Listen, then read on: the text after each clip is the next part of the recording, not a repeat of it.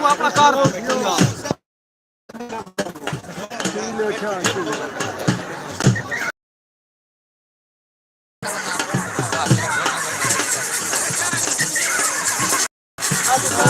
चाल बजे पड़े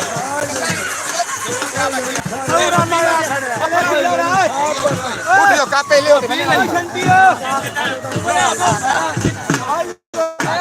बड़े उधर पी ले कौन देख के साथ अब सीधे पे मैं मार खाए जिससे मलंगी दगा ये गल सच्ची चलो बैठ चलो चलो चलो चलो उठ चलो बाबा उठ चलो कुरान दाना ने उठ बैठ मार के पी ला यार 8 किलो नहीं गई उठ चलो यार ਇੱਥੇ बात बड़ा मगर सारा मिलो मैं तो एक मैं लेना काप कर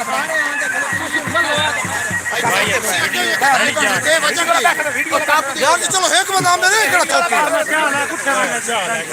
जिस टाइम तू बैठा मतलब भाई मैं करो राश खत्म कर बाबा ये तू मेहरबानी करो इतने जाने इतने बाबा हेलो